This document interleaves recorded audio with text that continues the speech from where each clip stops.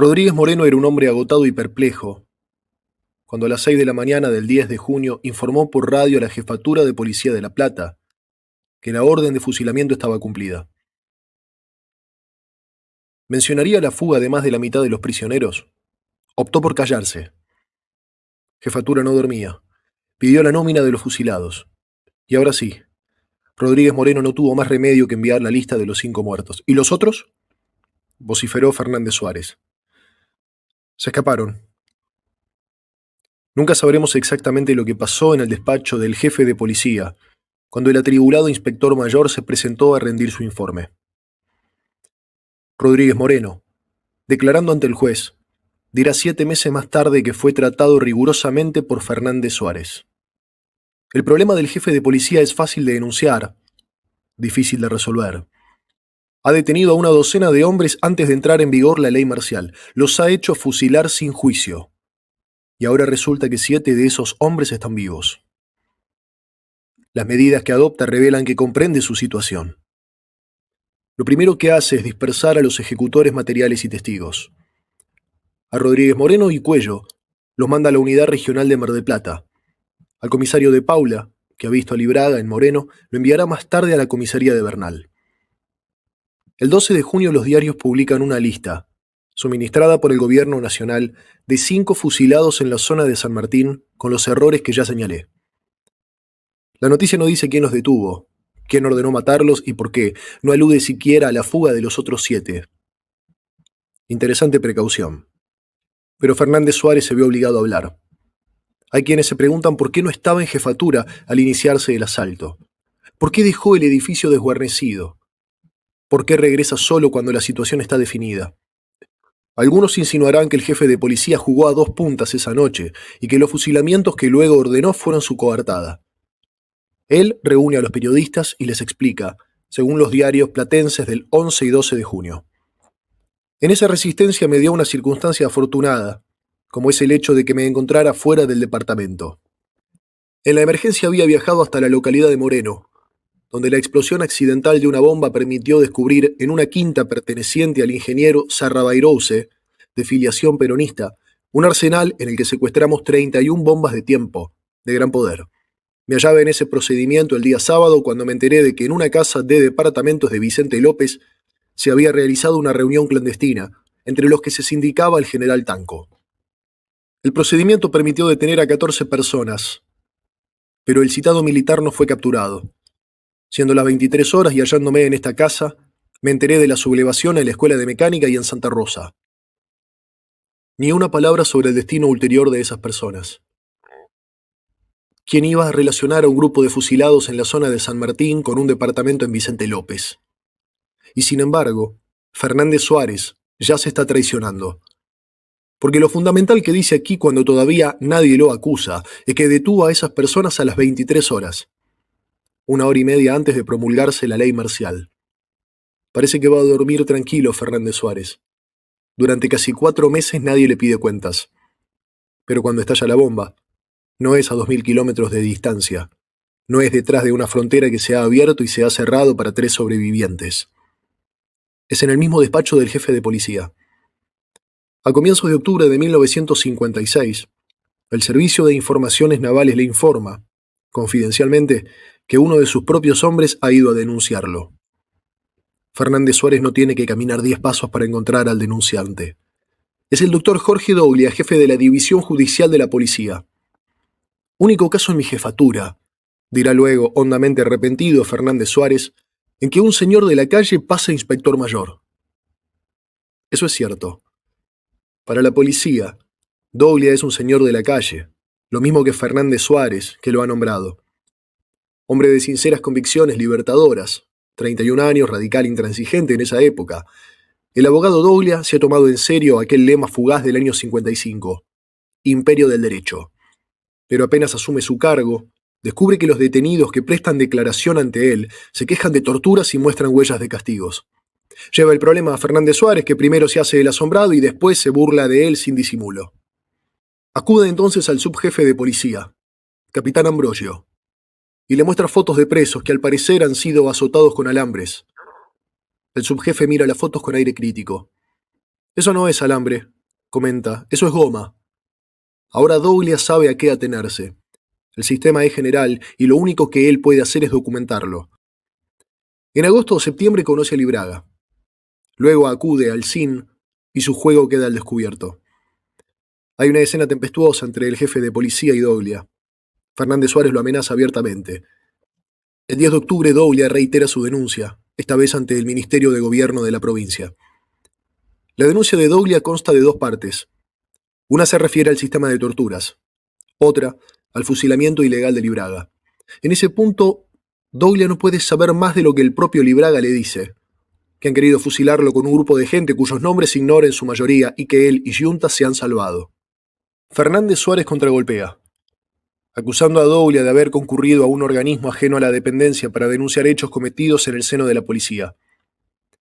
Se le fragua un sumario vergonzoso, con la complicidad del Ministerio de Gobierno y el fiscal de Estado, Dr. Alconada Aramburu. El 18 de enero de 1957, el nombre de Douglas aparecerá en los diarios, entre el de un policía borracho y un policía torturador, todos igualmente destituidos por causas éticas.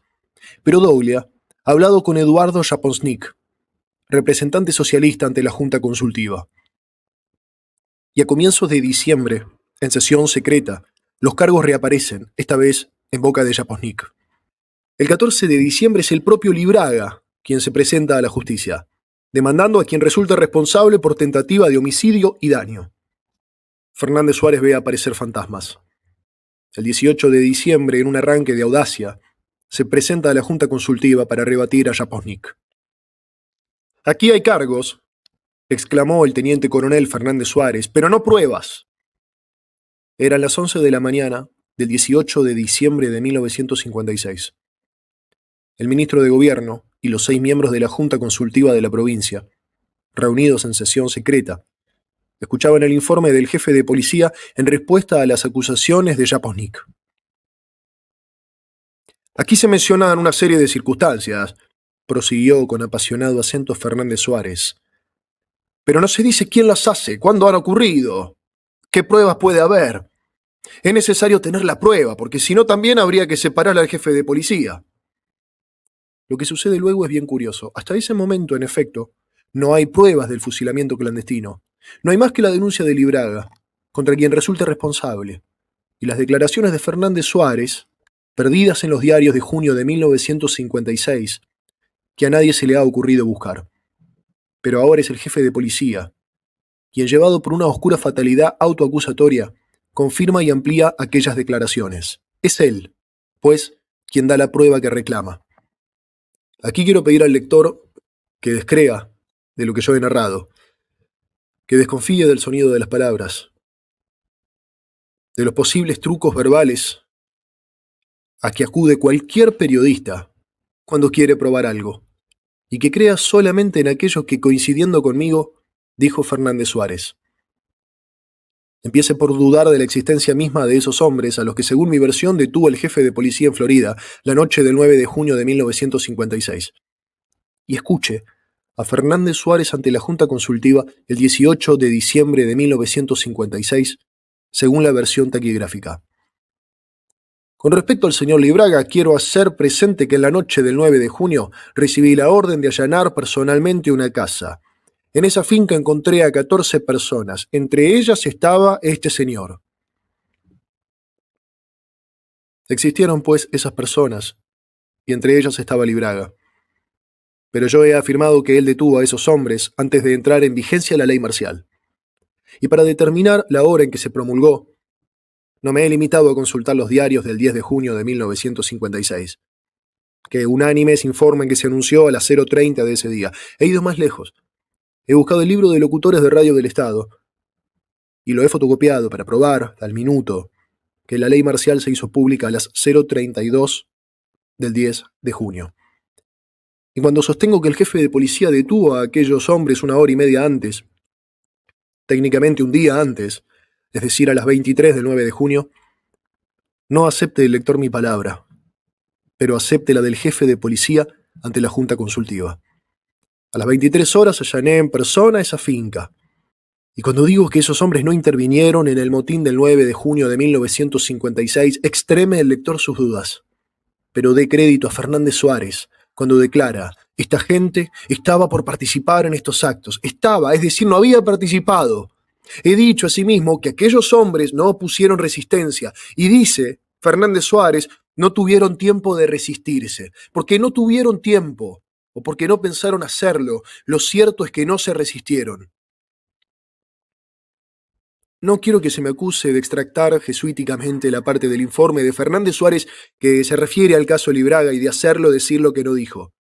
La voy a reproducir íntegra porque constituye, más que una defensa, la prueba que él exigía.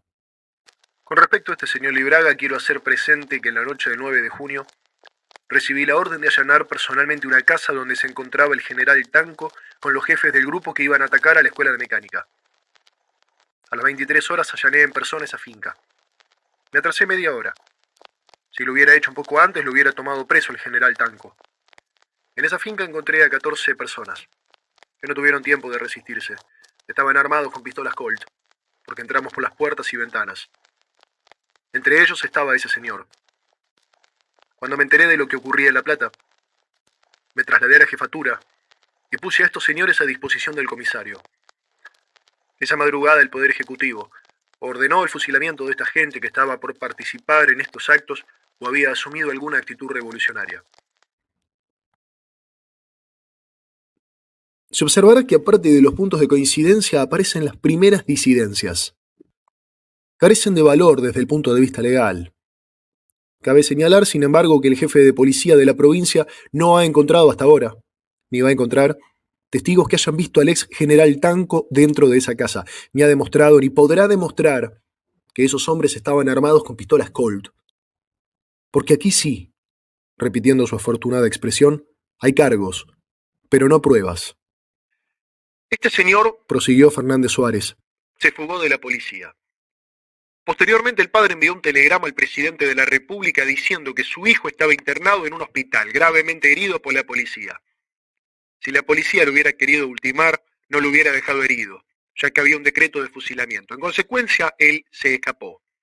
Después, en esa noche de confusión, no se sabe dónde actuó. Él puede decir que la policía lo ha herido, pero llama la atención que existiendo una orden de fusilamiento, no lo hubieran ejecutado. La versión que da Fernández Suárez sobre el caso particular de Libraga es simplemente pueril. Pretende hacer creer que no se lo fusiló. Pero contra la sola palabra de Fernández Suárez se alza no solo la abrumadora evidencia circunstancial, que incluye las cicatrices de Libraga, el recibo expedido a su nombre por la UR de San Martín, que obra en el expediente judicial, y las declaraciones de médicos y enfermeras que lo atendieron en el Policlínico de San Martín la mañana del 10 de junio, sino también los testimonios de los restantes sobrevivientes. Lo importante es que, en base a la propia confesión de Fernández Suárez, queda definitivamente probado: 1. Que el 9 de junio de 1956 detuvo personalmente a un grupo de hombres entre los que estaba Libraga. 2. Que la detención de esos hombres se produjo a las 23 horas del día 9 de junio, es decir, 1 hora y media antes de promulgarse la ley marcial. 3. Que esos hombres no habían participado en el motín. 4. Que esos hombres no opusieron ninguna clase de resistencia al arresto. 5. Que a la madrugada esos hombres fueron fusilados por orden del Poder Ejecutivo, según Fernández Suárez. Los hechos que relato en este libro fueron sistemáticamente negados o desfigurados por el gobierno de la Revolución Libertadora. La primera versión oficial es el telegrama dirigido al padre de Libraga, el 12 de junio de 1956, por el jefe de la Casa Militar, capitán Manrique, donde se dice que Juan Carlos fue herido durante tiroteo. Ya vimos en qué consistió ese tiroteo. Fernández Suárez pretendió que Libraga no había sido fusilado, ni siquiera herido. En el sumario fraguado contra el doctor Doglia, el Ministerio de Gobierno de la provincia alegaba que Libraga huyó momentos antes de su ejecución y añadía con verdadero candor, siendo incierto que se le hicieran disparos de ninguna naturaleza. Ese mismo sumario admite después que Libraga presentaba lesiones, pero las toma como evidencia de su activa participación en el movimiento revolucionario. Era una bonita manera de invertir la prueba. Las heridas de Libraga no probaban que hubiera sido fusilado, sino que era un revolucionario. Hubo otras argucias, desmentidas, comunicados. Los destruí uno a uno en la campaña periodística. Su análisis es ya innecesario. La prueba reunida en varios meses de investigación me permitió acusar a Fernández Suárez de asesinato, cosa que hice hasta la monotonía, sin que se dignara querellarme. Había algo, sin embargo, que faltaba en esa prueba, y era el expediente instruido en La Plata por el juez Belisario Huello, a raíz de la denuncia de Libraga. Conocía el tenor general de ese expediente, pero solo tuve en mis manos una copia fotográfica cuando estaba publicada la primera edición de este libro. Pude entonces confrontar las dos investigaciones, la que hizo el juez y la que hice yo. Prácticamente se superponen y se completan. En algunos aspectos la mía era más detallada. Abarcaba declaraciones firmadas por los sobrevivientes, Troxler, Benavides y Gavino, que estaban en Bolivia, y a quienes el doctor Huello no pudo tomar declaración. Interrogatorios a Horacio Diciano, Torres, Marcelo, docenas de testigos menores que no pasaron por el despacho judicial, y una copia fotostática del libro de locutores de radio del Estado, estableciendo la hora en que se promulgó la ley marcial. En otros aspectos, el expediente Libraga va más lejos de lo que yo hubiera podido imaginar. Además de ser la historia oficial del caso, contiene las confesiones de los ejecutores materiales. Es ese expediente, pues, el que a partir de la segunda edición invoco como prueba. Mi experiencia personal con los jueces en cuanto periodista no ha sido alentadora. Podría nombrar a una docena a quienes conozco como individuos facciosos, ineptos o simplemente corrompidos. Prefiero señalar como ejemplo de decisión, rapidez y eficacia la actuación que tuvo en este caso el juez Huello. Es un verdadero modelo de investigación. Honra a la justicia de este país. El expediente Libraga se inicia el 14 de diciembre de 1956, con su denuncia ante el juez Dr. Biglione, quien 5 días más tarde, por razones de competencia, la remite al Dr. Huello. Es un relato circunstanciado de su detención, traslado a la Unidad Regional San Martín, frustrado fusilamiento, breve paso por el Policlínico San Martín, encarcelamiento en Moreno, curación en Olmos. Incluye una evidencia material, un papelito cuadrado fechado el 10 de junio de 1956 en la Unidad Regional San Martín, donde con la firma de 3 oficiales consta que esa noche le quitaron a Libraga un reloj marca White Star, llavero, 10 pesos y un pañuelo. La denuncia contiene 3 errores que iban a dificultar la investigación del juez y la mía propia. Dice que fueron 5 los detenidos en el departamento del fondo de la Casa de Florida, cuando eran por lo menos 8. Dice que eran 10 los que llevaron a fusilar en el carro de asalto, cuando eran por lo menos 12. Afirma que fueron 2, él y Yunta, los sobrevivientes, cuando en realidad fueron 7. De los demás solo conocía a Vicente Rodríguez, que ha muerto, y sobre los ejecutores únicamente sabe que eran policías de la provincia. La descripción de lugares y de hechos, en cambio, tiene una fotográfica exactitud. El 24 de diciembre el doctor Huello dicta las primeras providencias. Preguntar por exhorto al jefe de la Casa Militar en base a qué informes fue redactado el telegrama donde se afirma que Libraga fue herido durante un tiroteo. Librar oficio al jefe de policía para que informe si Libraga estuvo detenido a mediados de junio en la Unidad Regional San Martín y en Moreno, luego en Olmos, y a disposición de qué juez se encontraba en ese momento.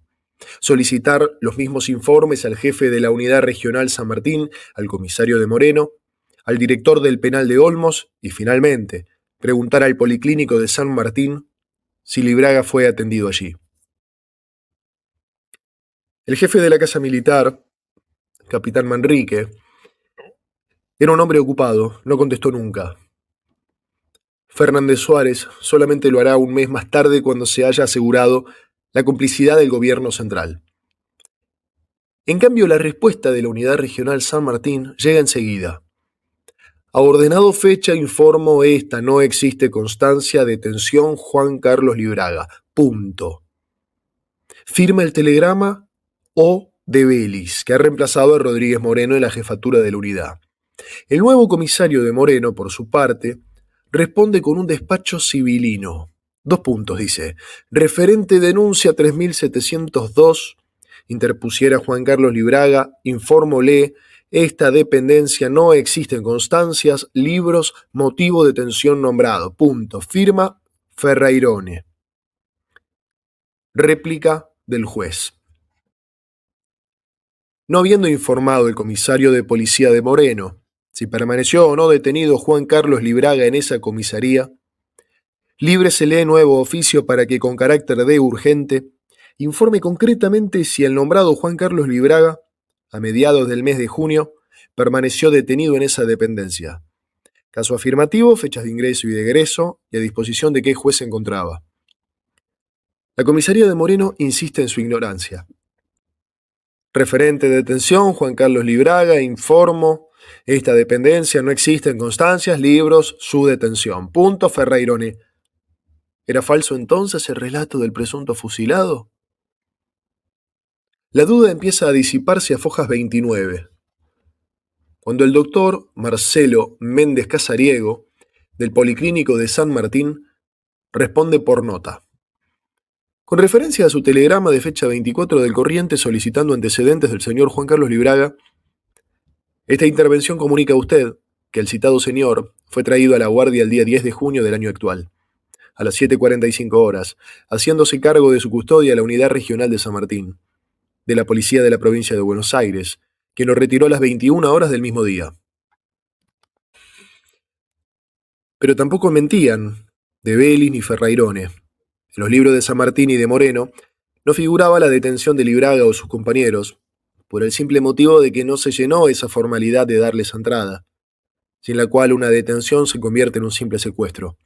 Toda la operación lleva, pues, el sello imborrable de la clandestinidad. Al responder en nombre de Aramburu a una de las desesperadas cartas que el padre de Libraga le envió cuando ignoraba el paradero de su hijo, el secretario general de la presidencia, coronel Víctor Arribau, le había informado por telegrama del 29 de junio de 1956. Con carácter urgente se inicia investigación. Ahora el juez Güello, a fojas 32, ordena librar exhorto para que el coronel Arribau informe sobre el resultado de la investigación a que alude en el telegrama que obra a fojas 8, y en caso de ser posible remitir el sumario ad effectum videndi. La respuesta desde luego no vino jamás, pero entre tanto, la campaña periodística que yo acababa de iniciar produjo su primer resultado. La denuncia de Libraga había llegado a mis manos el 20 de diciembre. La entregué a Leónidas Barleta, quien la publicó en Propósitos el día 23.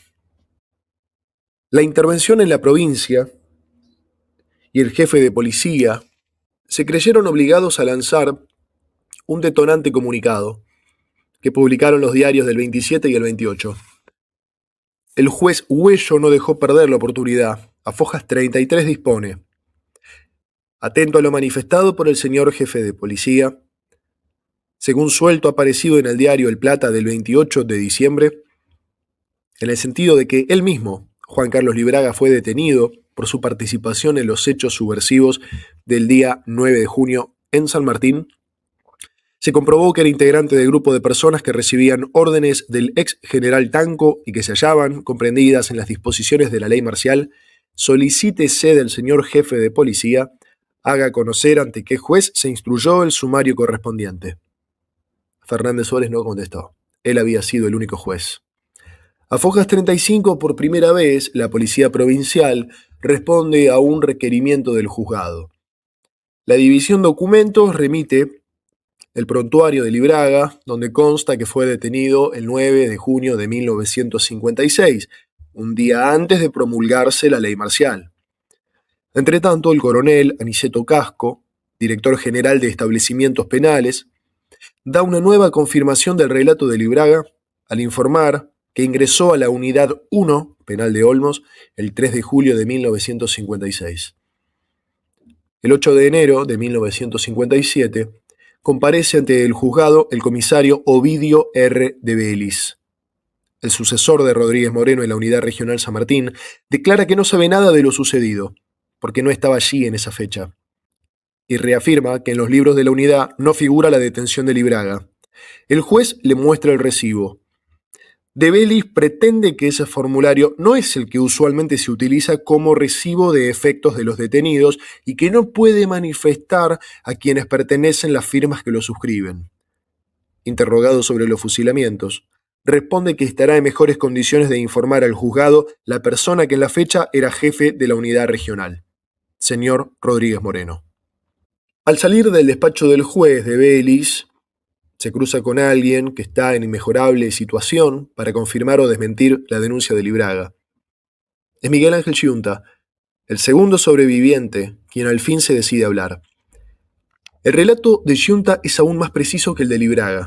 Refiere las circunstancias que lo llevaron al departamento de Horacio Dicciano, el allanamiento, que sitúa a las 23:15 o 23:30 del 9 de junio. Describe sin nombrarlo a Fernández Suárez, una persona gruesa, es decir, fuerte, de bigote, bastante cabello, y que vestía un pantalón arena y una chaqueta corta tipo campera, color verde oliva. Esa persona llevaba en la mano una pistola 45, y previa advertencia de que levantaran todas las manos, le colocó la boca del arma en la garganta al que declara y la reiteró. Arriba las manos, no te hagas el piola. Hay golpes en el estómago y en la cadera. Después el traslado a la unidad, donde lo interroga un oficial que no ha llegado a los 30 años, gordito, pelo enrulado, bigote a la americana. Supervisa los interrogatorios al subjefe de apellido Cuello, una persona de baja estatura que camina encorvado y con las manos atrás. Giunta identifica también a Rodríguez Moreno. De los detenidos recuerda naturalmente a don Horacio y a Vicente Rodríguez, a Libraga y a una persona de apellido Brión o Drión. Relata el viaje hasta el basural, el descenso, en la noche, y los preparativos de la ejecución. Así caminaron 20 o 30 metros y luego los custodias se quedaron atrás, y se les obligó a que siguieran en la misma dirección. Fue entonces que todos tuvieron la certeza de que iban a ser muertos, al tiempo que los faros de la camioneta los iluminaban. Se dieron cuenta de lo que ocurría. Hubo escenas de pánico entre todos, llegando algunos a arrodillarse y a pedir que por piedad no los mataran. Relata la fuga entre las balas, la forma en que se salvó y cómo volvieron a detenerlo. Luego describe minuciosamente los lugares donde estuvo. La comisaría de Munro, la unidad regional y la primera de San Martín, el calabozo donde lo encerraron, hasta el perro que adiestraban en la cuadra. Al Fojas 42 se presenta a declarar espontáneamente el teniente de fragata Jorge Dilón, que hasta poco tiempo antes era interventor en la obra social de la policía. He aquí su relato. Que en la madrugada del 10 de junio último, aproximadamente a las 0:45 horas, el declarante se encontraba en su domicilio, que está ubicado frente al departamento de policía, y al escuchar el tiroteo, con que empezó el asalto a dicha dependencia, el que habla, arma en mano, se internó en el departamento y desde allí colaboró en la defensa del mismo.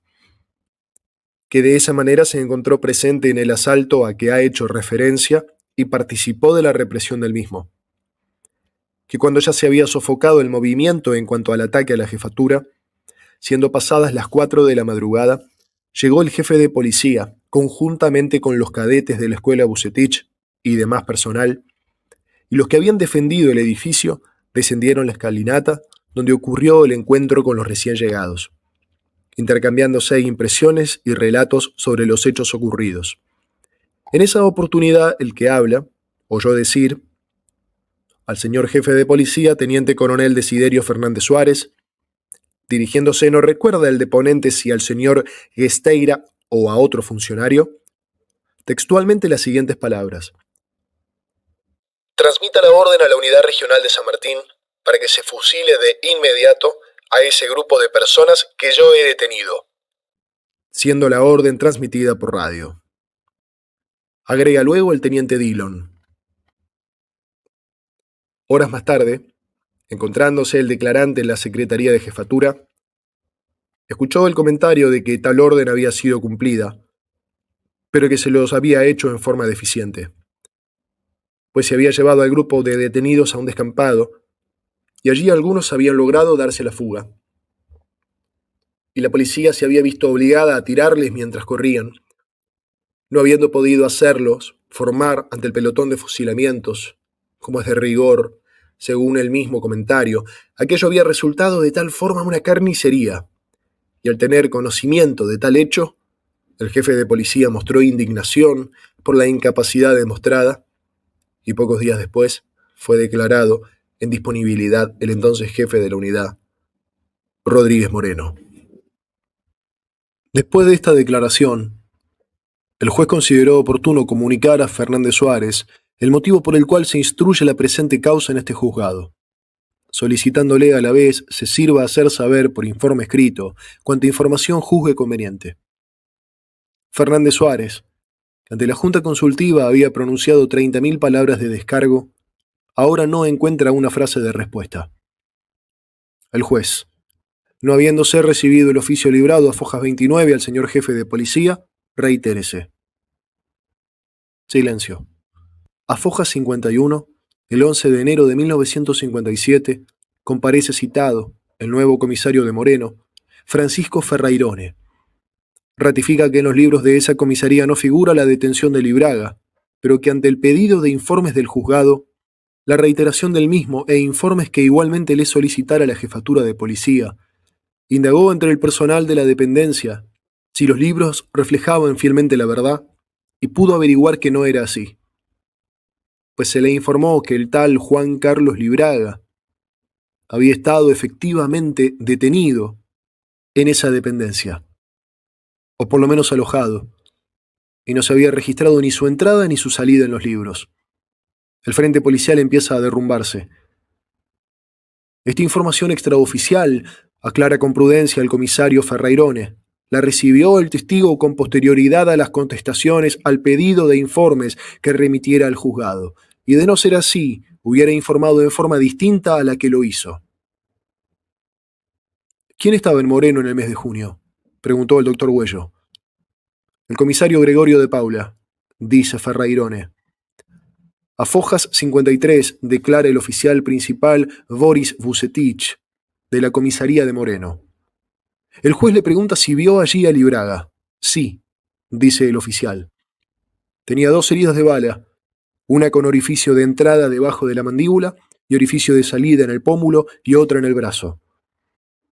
La historia que le ha contado Libraga a Vucetich es la misma que contará meses más tarde, que se encontraba en casa de un amigo escuchando la pelea del Auce cuando fueron sorprendidos por la policía vestida de civil y llevados a la unidad regional San Martín, que después de ser interrogados, él y otras personas detenidas fueron cargadas en un vehículo y trasladadas a un lugar que no pueden ubicar. Allí se les hizo descender, se les ordenó caminar, sintió unos disparos, se arrojó al suelo y luego perdió el conocimiento. En otros detalles, Vucetich no parece de acuerdo con Libraga.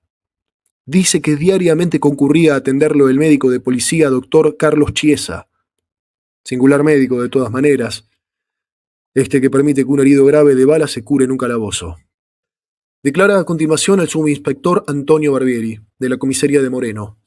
Su testimonio es una repetición del anterior. La idea general es que Libraga estuvo muy bien atendido en Moreno, con un régimen alimenticio especial y tantas mantas para abrigarse que no podía moverse. El fusilado sobreviviente insistió siempre en que lo tuvieron semidesnudo en el calabozo y que la venda que llevaba se le cayó a pedacitos. El comisario Gregorio de Paula, a fojas 55 y siguientes, admite que Libraga estuvo preso en Moreno, que venía herido, que no se le dio entrada en los libros. ¿Es usual eso?, preguntó el juez. El comisario reconoce que no es usual, pero que en este caso excepcional, él entendió que ya le habían dado entrada en la unidad regional San Martín. ¿Estuvo bien atendido Libraga? Espléndidamente, dice el comisario. Hasta le daban alimentos que no requerían ser masticados. ¿Pasó frío Libraga? No, dice el comisario. En sus recuerdos se le aparece envuelto con algo de abrigo, pero no puede precisar qué ropa era. ¿Le tomaron declaración? No. ¿Le hicieron sumario? No. ¿Fue alguien a visitarlo? No. 17 de enero. Es un hombre abatido y sombrío el que acude a declarar. Tiene 48 años. Es inspector mayor y se llama Rodolfo Rodríguez Moreno. Su testimonio cierra prácticamente el caso. Helo aquí. Tras la pregunta por si en el mes de junio se encontraba a cargo de la Unidad Regional San Martín, contesta que efectivamente Fue designado en tal cargo en febrero del año 1956 y permaneció desempeñando el mismo hasta aproximadamente el 15 de junio del mismo año. Tras la pregunta por si estuvo bajo sus órdenes en condición de jefe de la unidad regional, un procedimiento realizado por una delegación que detuvo a Juan Carlos Libraga, a Miguel Ángel Giunta y a otras personas, contesta el declarante, que ese procedimiento no lo realizó el que habla, sino que recuerda que se recibió por radio una comunicación de jefatura de policía para que se encontrara en la comisaría de Florida un grupo de 20 hombres que actuaría bajo las órdenes del propio jefe de policía, habiendo tenido conocimiento por el comisario de la seccional de Florida, de apellido Pena, que el mando de ese grupo lo tomó el mencionado señor jefe junto con otros militares, entre los que se encontrarían un mayor y un capitán de apellido San Emeterio. Preguntado por si las personas que se detuvo en ese procedimiento fueron alojadas como tales en la unidad regional San Martín, contesta el declarante, que efectivamente, a las 24 horas o quizá algo más tarde, se refiere al día 9, en un automóvil colectivo fueron trasladadas a la unidad regional de San Martín aproximadamente 12 personas, y luego ingresaron 2 o 3 más, que fueron detenidas en la calle en el lugar del procedimiento. Preguntado acerca de si recuerda los nombres de esas personas, contesta que no lo puede precisar, por no registrarlo en su memoria, y a otra pregunta responde que efectivamente entre ellas se encontraba Libraga, Giunta y una persona de apellido extranjero que luego se alojó en una embajada. Le parece al declarante que era un apellido parecido a Carnevali. Preguntado por si se registró el ingreso de esos detenidos en los libros de la dependencia, contesta el declarante que supone que la oficina de guardia ha de haberlo hecho, que en realidad aquellos se encontraban en una situación especial, pues según la comisaría de Florida, debían quedar todos incomunicados a disposición del señor jefe de policía. Preguntado si fueron interrogados por el declarante, manifiesta que no lo hizo, que no cree que se les tomara declaración formal, pero que él le ordenó al segundo jefe de la unidad, comisario e inspector Benedicto Cuello, que los interrogara sobre los hechos, pues por informaciones que habían sido suministradas al declarante, tales personas habrían sido detenidas mientras formaban parte de una reunión vinculada a los hechos subversivos ocurridos esa noche. Preguntado por si el declarante recibió orden de fusilar a todos los detenidos, manifiesta el declarante que a las 3 personas que fueron conducidas con posterioridad y que fueron detenidas en la calle, el que habla las puso por su propia cuenta en libertad por no haber mérito para que estuvieran detenidas, recordando entre ellas a un chofer de plaza que es conocido por la comisaría de Boulogne, un sereno italiano de 56 años que prestaba servicios en una fábrica cerca del lugar del procedimiento, y a la otra persona no la recuerda. Y en cuanto a las demás, efectivamente, recibió por radio de la policía la orden terminante impartida personalmente por el señor jefe de policía de proceder de inmediato al fusilamiento de todas las personas que habían sido llevadas detenidas. Tal orden, como lo dice, fue impartida por radio directamente desde el jefe de policía en persona hasta el que habla, en persona también. Preguntado por si recibió también instrucciones sobre el lugar en que ese fusilamiento debía efectuarse, contesta que no recibió órdenes precisas en ese sentido, sino solamente buscar un descampado apropiado para hacerlo. Preguntado por la hora en que recibió la orden, manifiesta que aproximadamente a las 4:30 de la mañana. Preguntado por si el declarante dirigía personalmente el procedimiento que se le ordenara, manifiesta que efectivamente los agentes de policías encargados del fusilamiento se encontraron bajo sus órdenes directas y personales. Preguntado por en qué forma se realizó, manifiesta que los detenidos fueron cargados en un carro de asalto, cada cual con su correspondiente custodia, y en una camioneta que seguía al mismo se trasladó el que habla, el segundo jefe y un oficial que cree es de apellido Cáceres, que se trasladaron hacia un terreno baldío existente a 20 cuadras de la Ruta 8, en el camino que une dicha ruta con la localidad de Boulogne, y allí se detuvieron los vehículos, descendiendo el que habla para buscar un lugar apropiado, con las dificultades consiguientes en razón de la falta de luz, y que al advertir un grupo de eucaliptos allí existente, consideró que ese lugar sería eficaz al efecto buscado, que en tal momento llamó a 4 o 5 agentes para formar el pelotón, y al quedar así debilitada la guardia, y sospechando los interesados con qué fines se les había llevado al lugar, todos ellos se dieron a la fuga, con excepción de 5 que quedaron en el vehículo. Preguntado por si entre esos 5 se encontraban Libraga y Giunta, manifiesta el declarante que no es posible porque de ser así habrían sido rigurosamente fusilados y le consta al declarante que fueron 5 los cadáveres que quedaron en el lugar. Continúa relatando que después de la fuga a que ha hecho referencia, se hizo descender a las 5 personas en cuestión y por parejas se les sometió al fusilamiento, quedando sus cuerpos en el lugar. Posteriormente, el que habla pidió instrucciones respecto al destino que había que darle a esos cuerpos, manifestándosele que debía remitirlos al policlínico más próximo, y como lo era el de San Martín, los 5 cuerpos de las personas en cuestión fueron remitidos a aquel lugar. El que habla había recibido como plazo máximo para ejecutar la orden la hora 6 de esa mañana, y aproximadamente a esa hora el que habla comunicó por radio a jefatura que la orden de fusilamiento había sido cumplida, sin especificar si los fusilados eran todos o solamente 5 como ocurrió. Agrega el declarante que la misión encomendada era terriblemente ingrata para el que habla, pues salía de todas las funciones específicas de la policía. Pero como en caso de conmoción, entiende el declarante que la policía deja de depender de la jefatura para estar a las órdenes directas del ejército. Tenía la plena seguridad que en caso de desobedecer tal orden, el fusilado sería el declarante.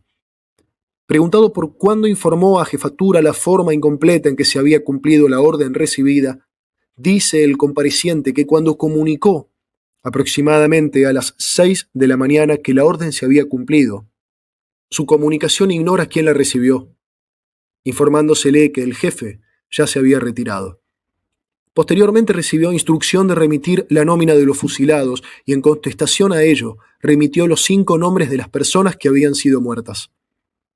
A raíz de ello, fue llamado a jefatura a dar explicaciones y el declarante relató fielmente la forma en que habían ocurrido los hechos, asumiendo personalmente la responsabilidad de la fuga de los otros 7 detenidos, pues no le pareció que correspondía delegar esa responsabilidad en los agentes que habían quedado de custodias de los detenidos. Por tal motivo, fue tratado rigurosamente por el señor jefe de policía y dio ocasión a que éste ordenara su inmediato relevo, habiendo quedado en disponibilidad más de 20 días.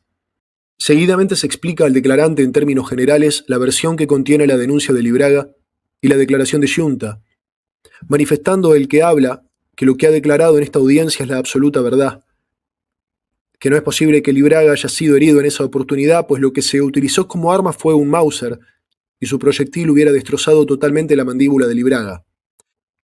Por otra parte, vuelve a repetir, las personas que quedaron sin fugar fueron 5. Y el que habla puede afirmar categóricamente que 5 fueron los cadáveres remitidos al Policlínico San Martín. Preguntado por si se disparó el tiro de gracia contra los fusilados, manifiesta el declarante que por humanidad, y como es de práctica, dio la orden de hacerlo y se cumplió. Y ese tiro fue efectuado con pistola 45, que es la única arma que actualmente posee la policía. Preguntado por a qué hora se produjo el retiro de los cadáveres, contesta el compareciente que a su vuelta de la ejecución calcula que aproximadamente serían las 6 de la mañana. El que habla se comunicó por radio con la jefatura y le manifestó que la orden había sido cumplida y pidió instrucciones respecto al destino de los cadáveres. Fue atendido por una persona de la secretaría de la jefatura y ésta le hizo saber que la orden del jefe era que se llevaran al policlínico más próximo y de inmediato el discente dispuso que volviera al lugar el carro de asalto, cargaran los cadáveres y los depositaran en el policlínico San Martín, que era el más cercano. Preguntado por si después del episodio a que se ha hecho referencia anteriormente dispuso la nueva detención de Juan Carlos Libraga, contesta que efectivamente así fue, que se enteró que el nombrado estaba en el policlínico San Martín, y al concurrir en su busca en ese establecimiento, se informó que sus heridas permitían su traslado y el declarante dispuso quedara alojado en la comisaría de Moreno, en razón de que en la unidad regional no hay lugar para detenidos y en las otras comisarías de San Martín no había lugar disponible. Preguntado por si recibió orden expresa de que en este caso no se siguiera lo que los reglamentos disponen a ese respecto, dice el declarante que en ningún momento se le dio orden o instrucciones de no registrar el ingreso como detenido de las personas en cuestión. Preguntado por si tuvo alguna intervención en la segunda detención, de que se dice objeto yunta, y que fuera trasladado a la unidad regional de San Martín el día lunes subsiguiente, manifiesta el declarante que no recuerda que Yunta haya estado detenido por segunda vez en la unidad regional, aun cuando ello no importa descartar la posibilidad. Seguidamente se pone de manifiesto al declarante la fotocopia obrante a foja 1, a fin de que manifieste si es auténtico, respondiendo que como la unidad no tiene detenidos normalmente, carece de formularios apropiados para dar recibo de los efectos a las personas que quedan alojadas como detenidas.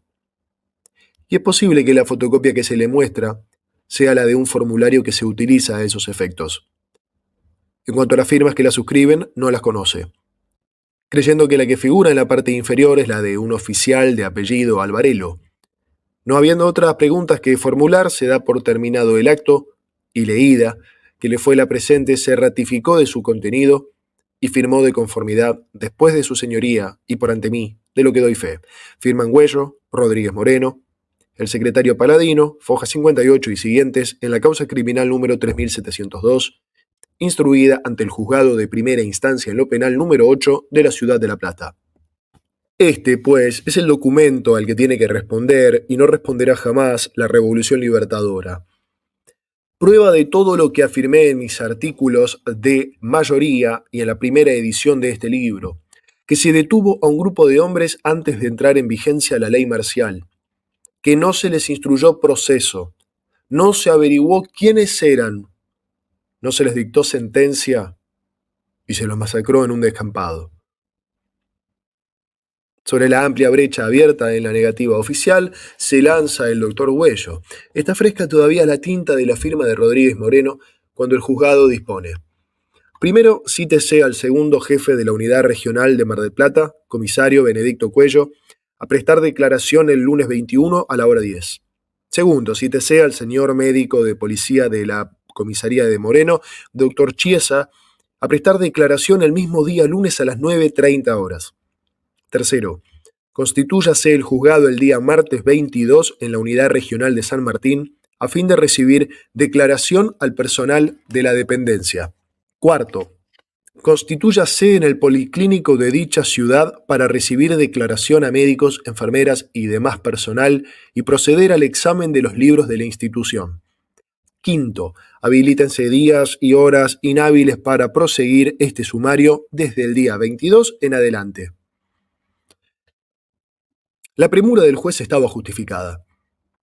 Fernández Suárez, acorralado después de la confesión de Rodríguez Moreno y ante el rumor que invadió La Plata de que era inminente su prisión preventiva, acudió en busca de ayuda a los niveles más altos de la Revolución Libertadora.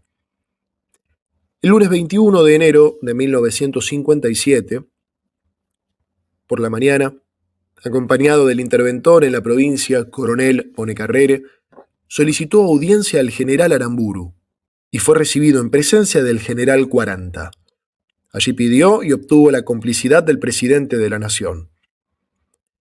Esa misma noche el interventor, Bonecarrere, convocó a una reunión de emergencia a la que asistió Fernández Suárez.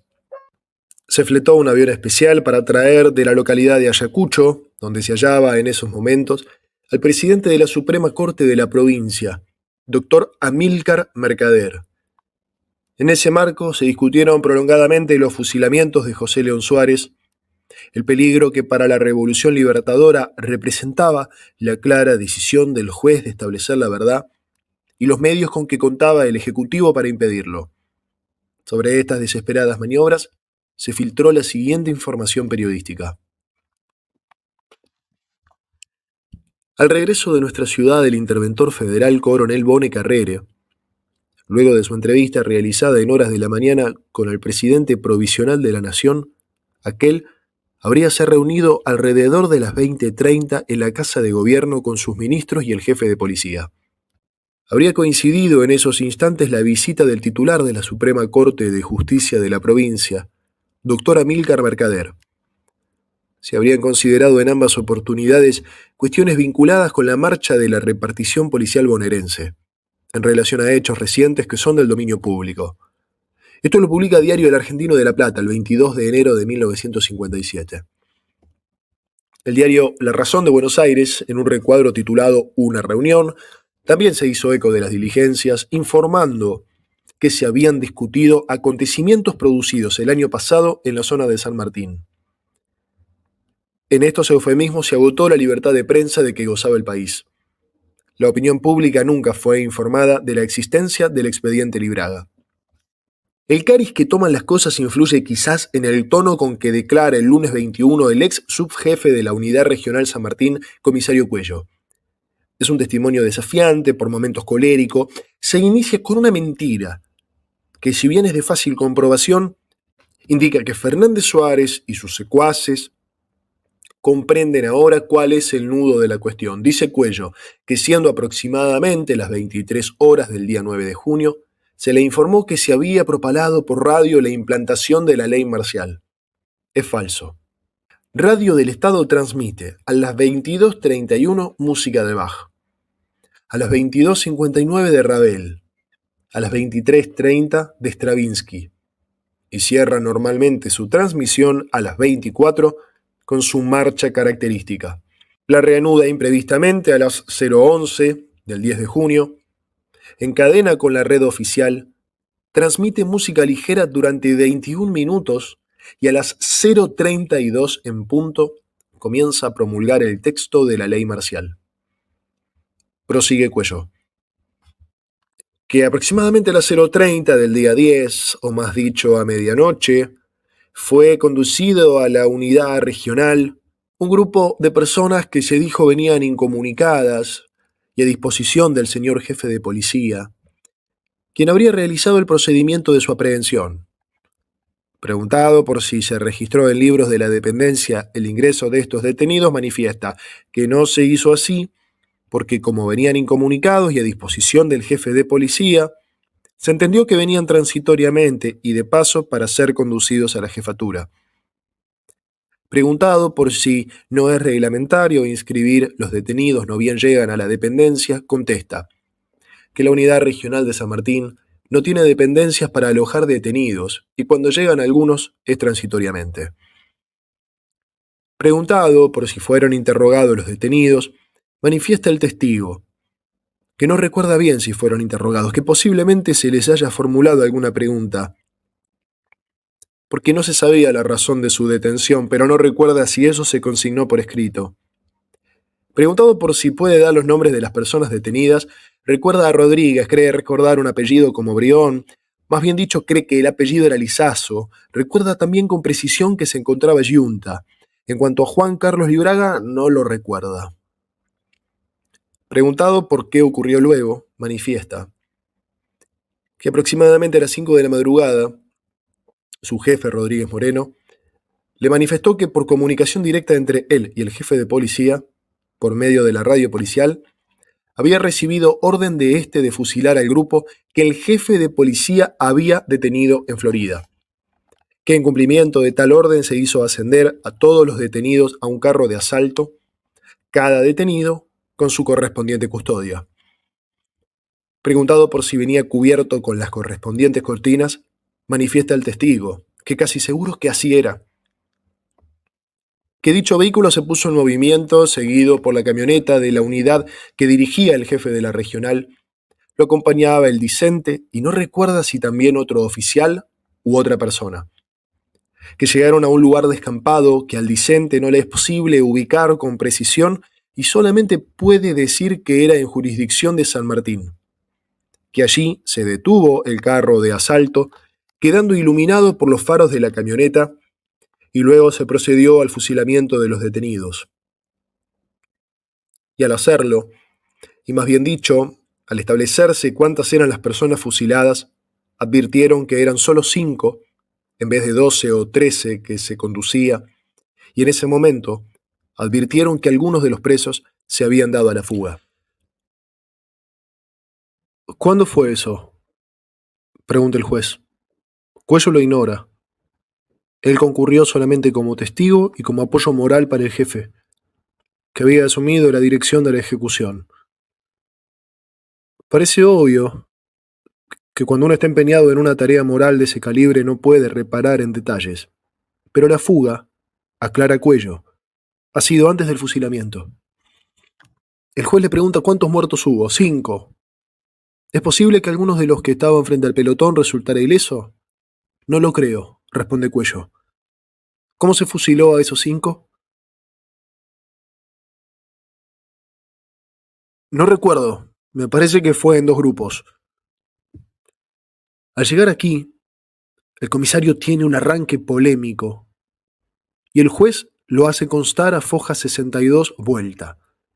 En este momento el testigo dice que considera necesario aclarar que no ve el motivo de la investigación que se hace sobre estos fusilamientos, que estos habían sido ordenados en cumplimiento de la ley marcial, que cree recordar que la misma fue propalada como vigente la noche del 9 entre las 22:30 y 23 horas, y casi tiene la seguridad de que todos los detenidos conocían su puesta en vigor, pues hasta cree recordar que de esa circunstancia se tuvo conocimiento en la regional por manifestaciones de los mismos detenidos.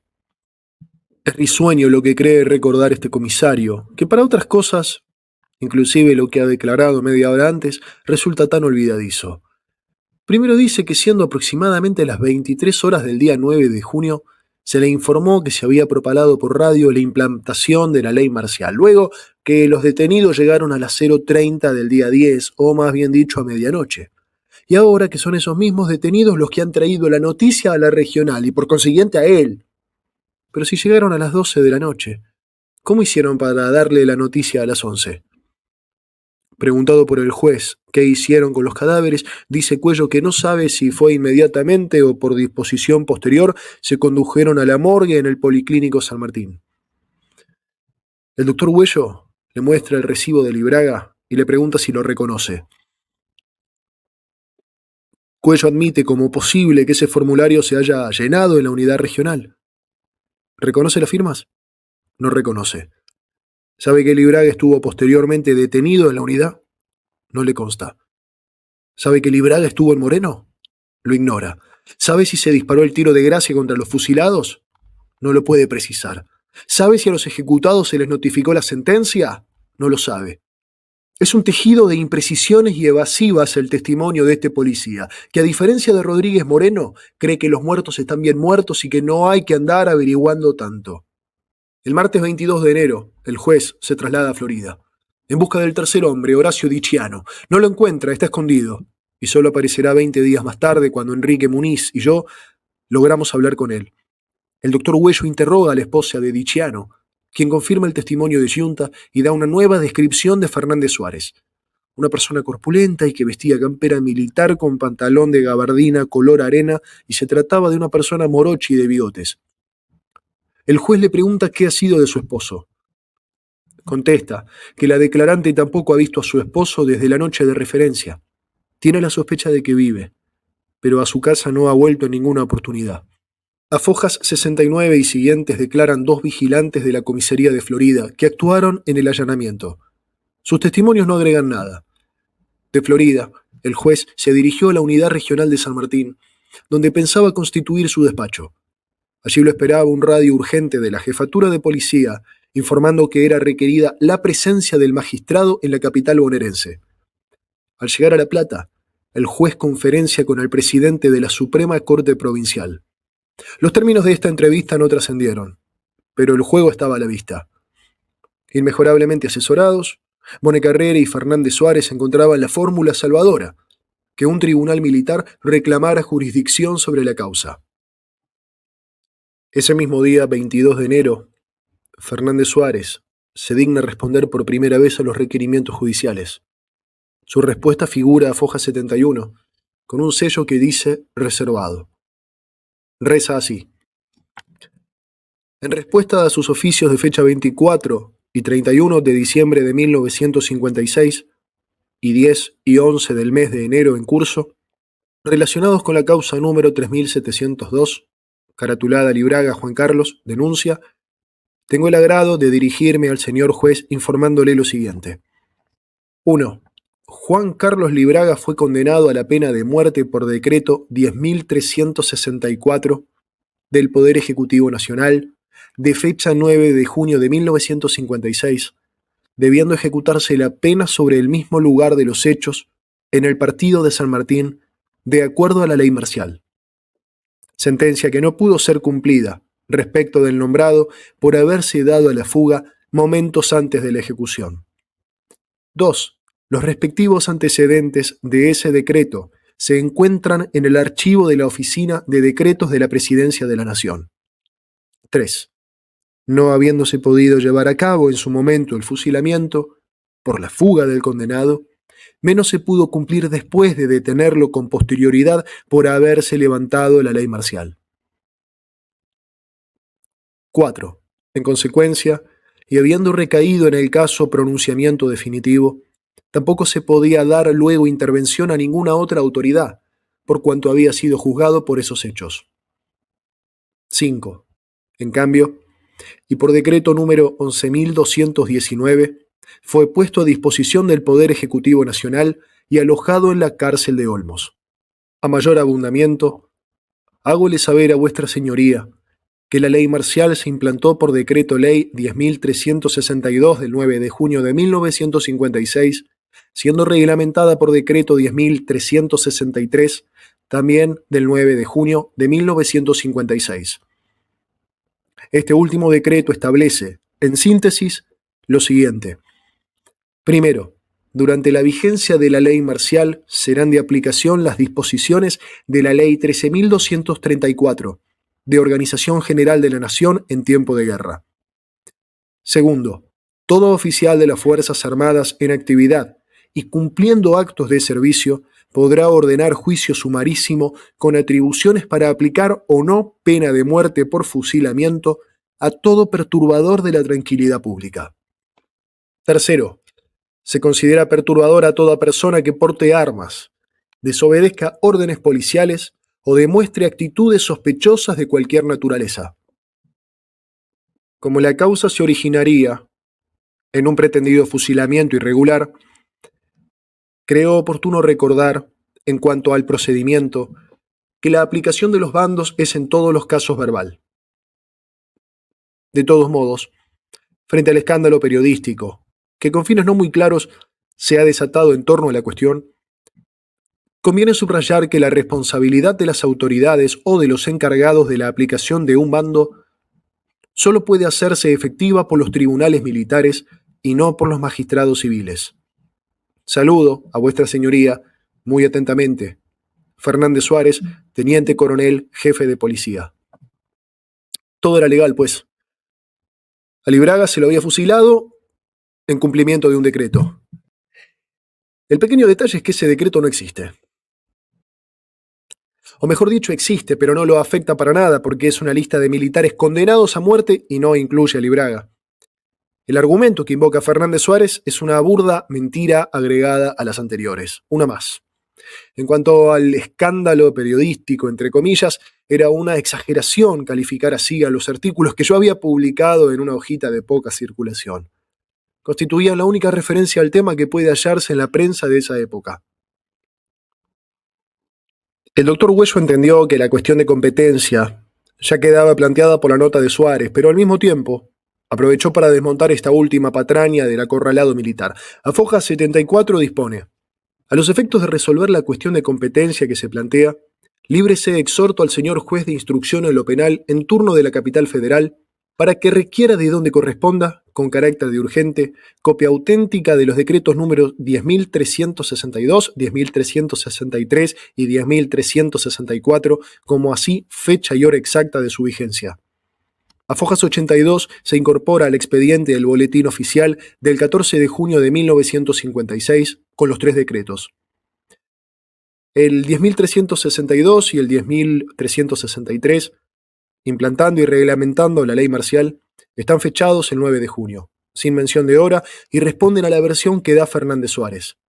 Pero el 10.364, fechado el 10 de junio, dice que considerando la participación que han tenido en el levantamiento militar ocurrido en el día de ayer, impónese la pena de muerte por fusilamiento a los siguientes individuos: Coronel Alcibíades, Coronel Ricardo Salomón Ibaceta, Y sigue una lista de 8 militares más, entre los que por supuesto no aparece el nombre de Libraga ni el de sus compañeros de ejecución. En consecuencia, el juzgado resuelve el 28 de enero.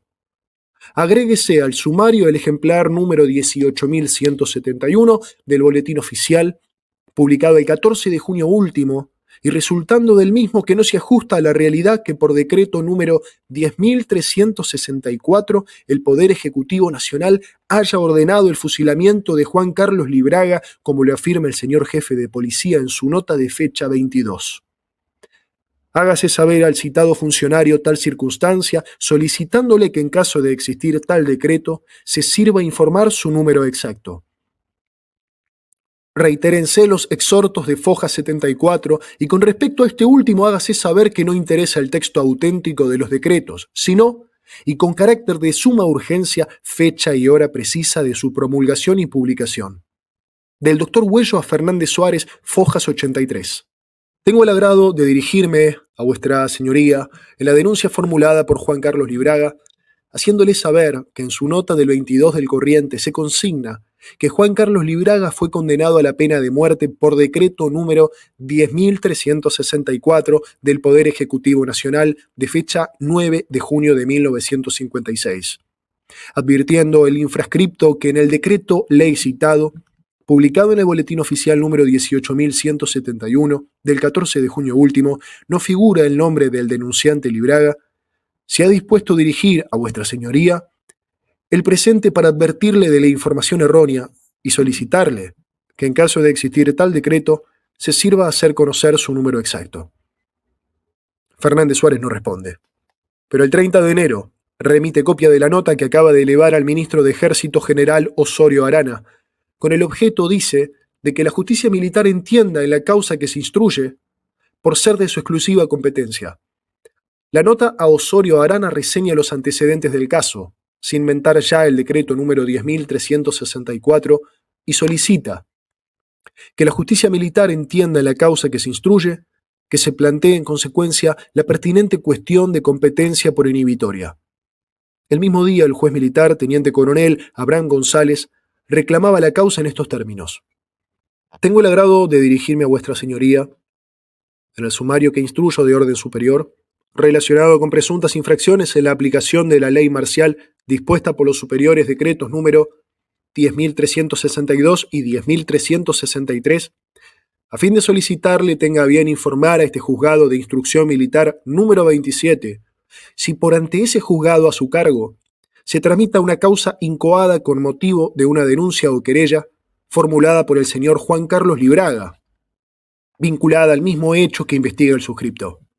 En caso afirmativo, y por tratarse de un hecho que cae dentro de la jurisdicción militar por ratione materiae, como igualmente podría hacerlo por ratione personae, en el supuesto de tratarse de personal militar en actividad que hubiera actuado en cumplimiento de lo dispuesto por el artículo 2 del citado superior decreto número 10.363, dado que en tal caso sería de estricta aplicación el artículo 108, inciso 1, del Código de Justicia Militar.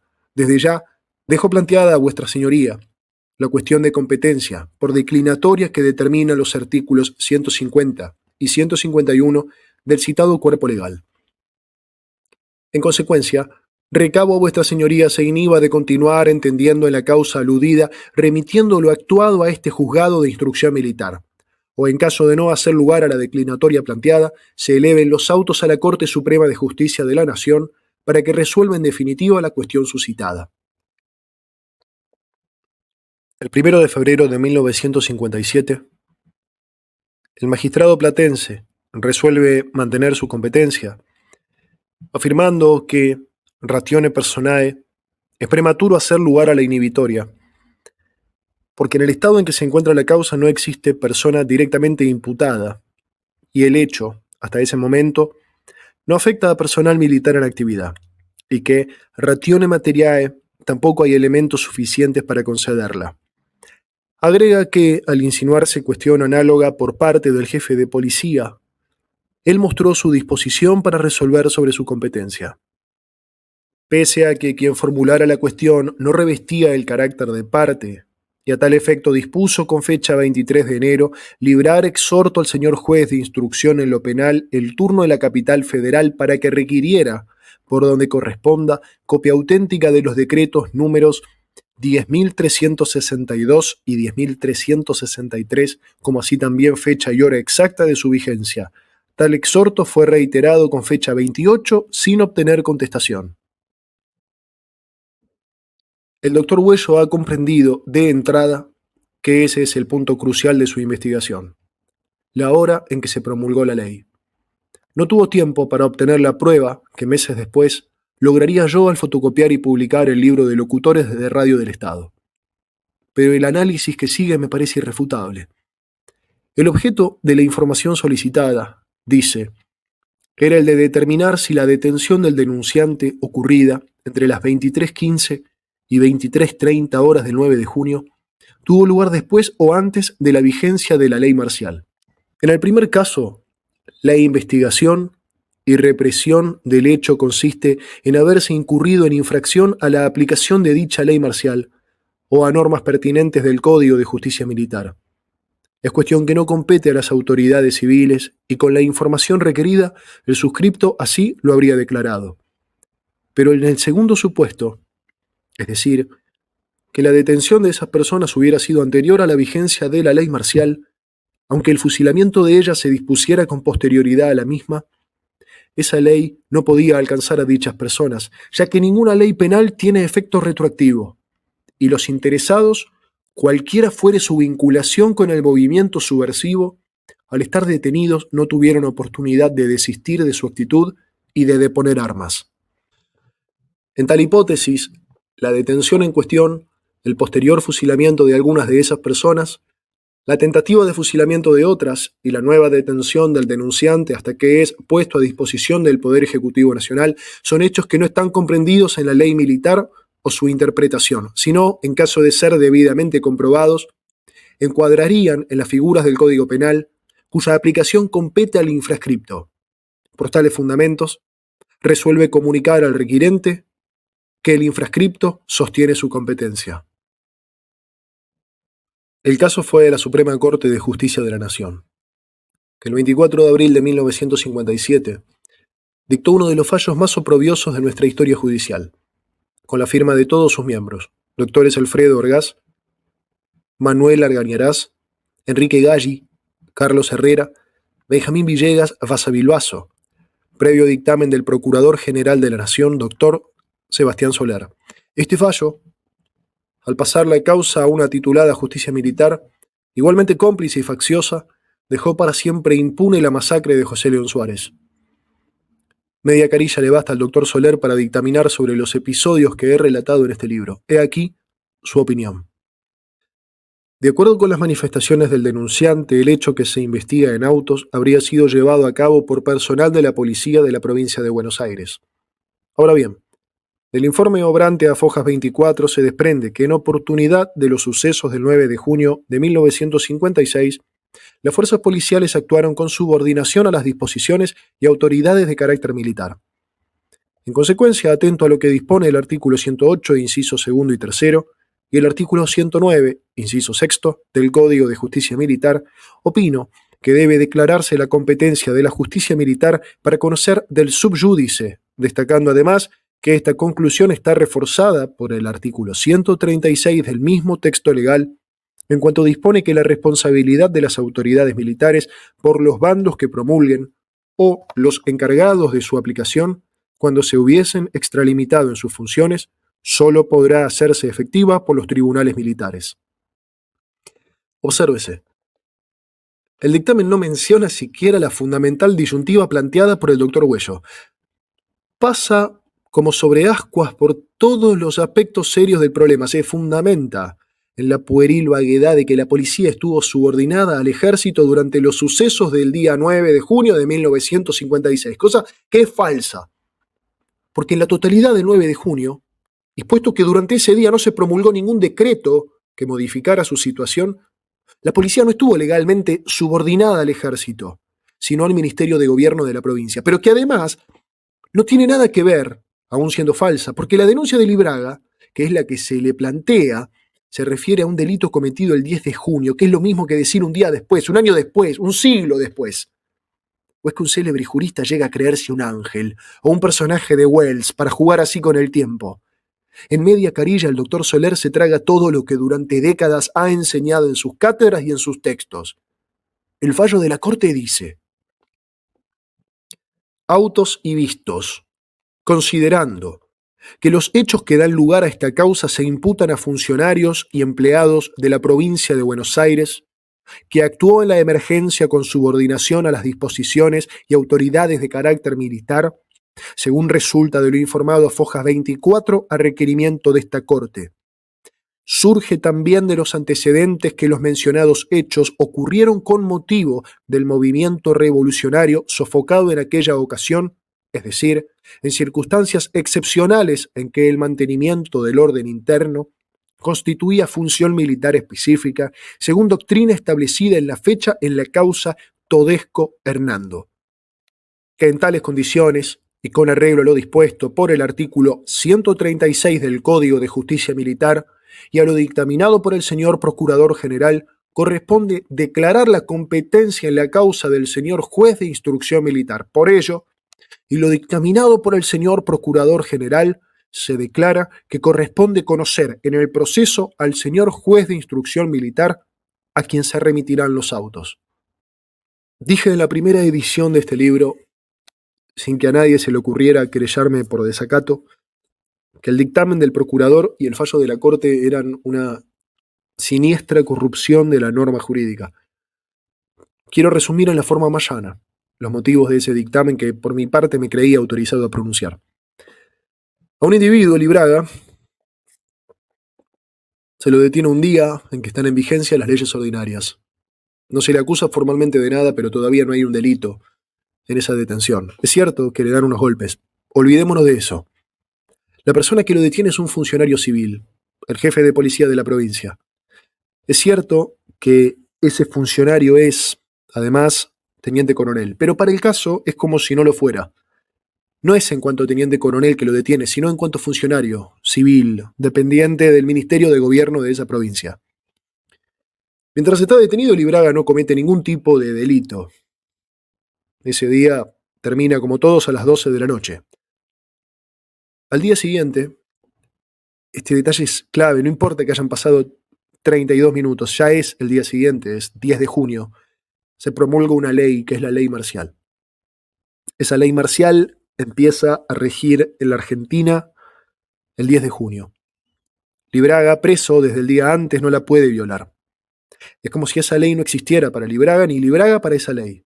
Son esferas que no se tocan. Cualquier cosa que se le haga en nombre de esa ley, cualquier pena que se le inflija en nombre de esa ley, será un delito.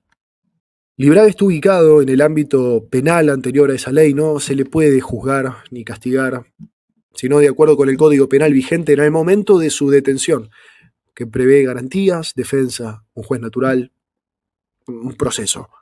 Ahora viene un señor, es el mismo señor de antes, el funcionario civil, el jefe de policía, que ha sufrido una transformación tipo Dr. Jekyll y Mr. Hyde, y llega convertido en autoridad militar, para lo cual su grado de teniente coronel, que antes era indiferente, ahora le sirve. Este señor no puede ignorar que él, civil, ha detenido a Libraga, civil, y que sus relaciones están absolutamente congeladas en ese plano, que ha detenido a Libraga en un tiempo civil, regido por el código, y solo puede tratar con él en ese plano, y que cualquier transgresión que él cometa a esa norma obvia tendrá que ser juzgada en ese mismo plano, que es inabandonable. O sea, tendrá que ser juzgada por un juez civil, porque ese tiempo de las relaciones civiles entre autoridad y meros ciudadanos no se extingue al ocurrir una subversión, a lo sumo le subyace. Los dos tiempos se superponen, pero no se pueden mezclar. Este funcionario civil no puede actuar como autoridad militar sobre alguien a quien ha detenido en cuanto funcionario civil, y sin embargo actúa. Lo manda a matar. Pero es evidente que cuando actúa, cuando ordena matar a Libraga, sigue actuando como funcionario civil, aunque él crea lo contrario, porque esa es su única forma posible de relación con ese detenido. Si en esa relación delinque, tiene forzosamente que ser juzgado como funcionario civil. No es una ejecución lo que él ordena. Es un asesinato. Supongamos, para ver más claro, que en este interregno de la metamorfosis provocado por la subversión, este funcionario convertido en autoridad militar aprovecha la situación para cometer un delito cualquiera. Asaltar un banco, asesinar a un acreedor. ¿Será luego juzgado por la justicia militar? Me parece evidente que no. Su carácter doble de funcionario civil y autoridad militar no le impide cometer un delito, regido por el Código Penal, que ha de ser juzgado por ese mismo código. Ahora supongamos lo contrario. Supongamos que la mera promulgación de la ley marcial le da a un jefe de policía, sobre todo a las personas previamente detenidas en las comisarías, etc., la misma autoridad ilimitada que Fernández Suárez ejerció sobre Libraga. Este señor, entonces, puede asesinar a todos los presos confiados a su custodia. Y luego, si la cuestión llega a plantearse, ser juzgado por un tribunal militar, es decir, por su colega, por sus camaradas, embarcados en su misma facción y acaso culpables de similares hazañas. ¿No es eso lo que ha ocurrido? ¿Acaso el teniente coronel Abraham González, juez militar, sancionó al teniente coronel Fernández Suárez o divulgó siquiera algún resultado de ese juicio? Quiero que se me diga qué diferencia hay entre esta concepción de la justicia y la que produjo las cámaras de gas en el nazismo. Ahora volvamos a Libraga.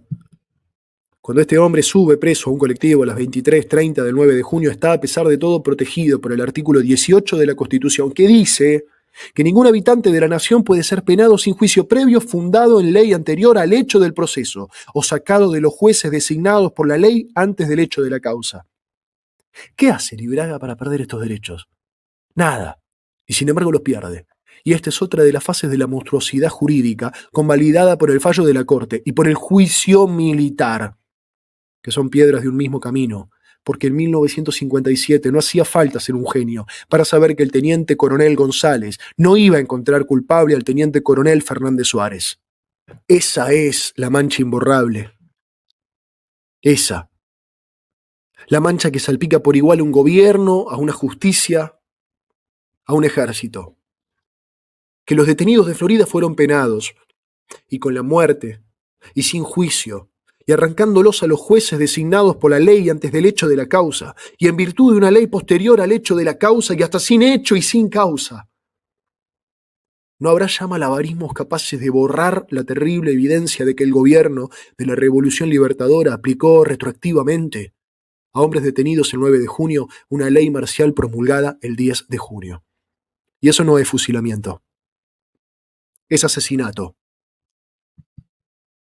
Una de mis preocupaciones al descubrir y relatar esta matanza, cuando sus ejecutores aún estaban en el poder, fue mantenerla separada en lo posible de los otros fusilamientos cuyas víctimas fueron en su mayoría militares. Aquí había un episodio al que la Revolución Libertadora no podía responder ni siquiera con sofismas. Ese método me obligaba a renunciar al encuadre histórico, en beneficio del alegato particular. Se trataba de presentar a la Revolución Libertadora y sus herederos hasta hoy el caso límite de una atrocidad injustificada. Preguntarles si la reconocían como suya o si expresamente la desautorizaban. La desautorización no podía revestir otras formas que el castigo de los culpables y la reparación moral y material de las víctimas. 3 ediciones de este libro, alrededor de 40 artículos publicados, un proyecto presentado al Congreso a innumerables alternativas menores, han servido durante 12 años para plantear esa pregunta a 5 gobiernos sucesivos. Y la respuesta fue siempre el silencio. La clase que esos gobiernos representan se solidariza con aquel asesinato. Lo acepta como hechura suya y no lo castiga simplemente porque no está dispuesta a castigarse a sí misma. Las ejecuciones de militares en los cuarteles fueron, por supuesto, tan bárbaras, ilegales y arbitrarias como las de civiles en el basural. Los 6 hombres que al mando del coronel Irigoyen pretendieron instalar en Avellaneda el comando de Valle, y a quienes se capturó sin resistencia son fusilados en la unidad regional de Lanús en la madrugada del 10 de junio. El coronel Coborno, jefe del levantamiento en La Plata, Es ejecutado en los primeros minutos del 11 en el cuartel del Regimiento 7. El civil, Alberto Abadie, herido en la refriega, es previamente curado. Recién el 12 al anochecer está maduro para el pelotón que lo enfrenta en el bosque. El 10 de junio, al mediodía, son juzgados en Campo de Mayo los coroneles Cortines e Ibaceta y 5 oficiales subalternos. El tribunal, presidido por el general Lorio, resuelve que no corresponde la pena de muerte. El Poder Ejecutivo salta olímpicamente sobre la cosa juzgada y dicta el decreto 10.364 que condena a muerte a 6 de los 7 acusados. La orden se cumple a las 3:40 de la madrugada del 11 de junio, junto a un terraplén. Al mismo tiempo se fusila en la Escuela de Mecánica del Ejército a los 4 suboficiales que momentáneamente la habían tomado, y en la Penitenciaría Nacional a 3 suboficiales del Regimiento 2 de Palermo, presuntamente complicados. El 12 de junio se entrega el general Valle, a cambio de que corte esta matanza. Lo fusilan esa misma noche. Suman 27 ejecuciones en menos de 72 horas en 6 lugares. Todas ellas están calificadas por el artículo 18 de la Constitución Nacional, vigente en ese momento, que dice: queda abolida para siempre la pena de muerte por motivos políticos. En algunos casos se aplica retroactivamente la ley marcial. En otros se vuelve abusivamente sobre la cosa juzgada. En otros no se toma en cuenta el desistimiento de la acción armada que han hecho a la primera intimación los acusados.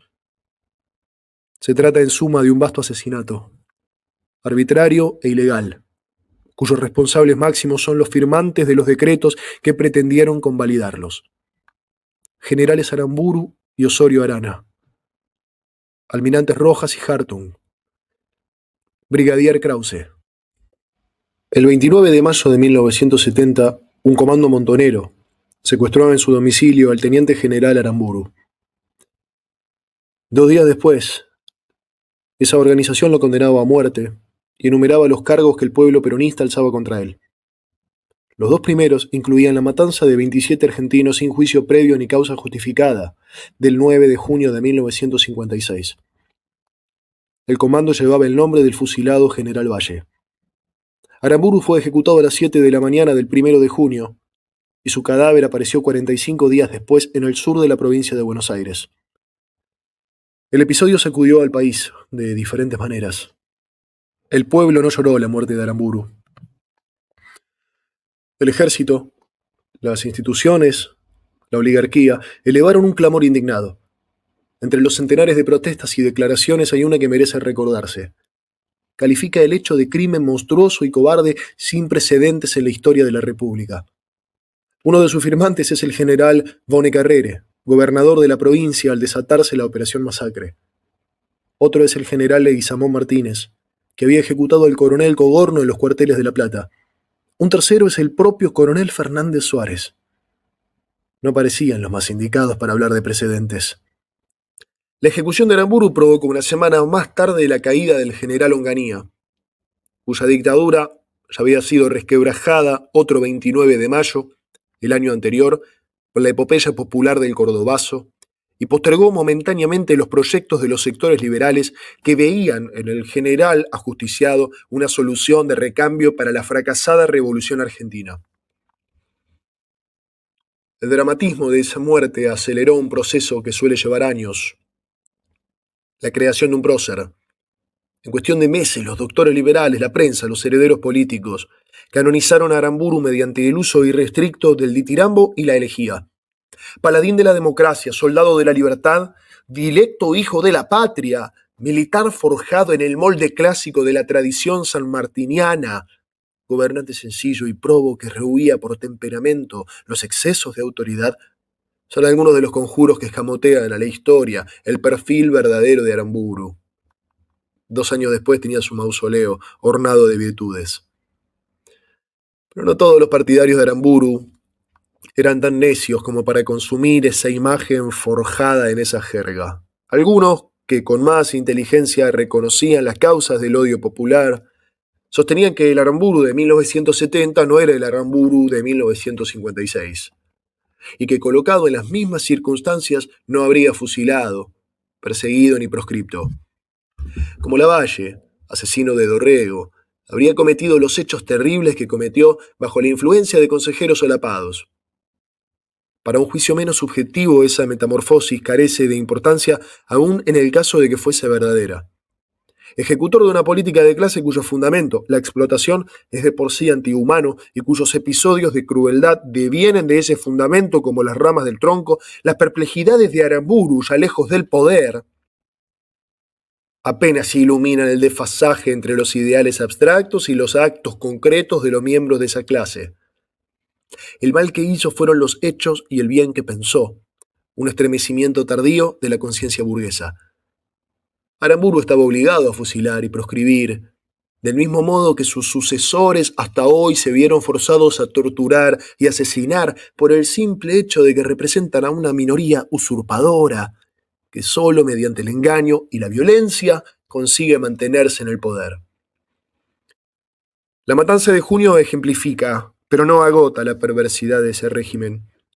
El gobierno de Aramburu encarceló a millares de trabajadores, reprimió cada huelga, arrasó la organización sindical. La tortura se masificó y se extendió a todo el país.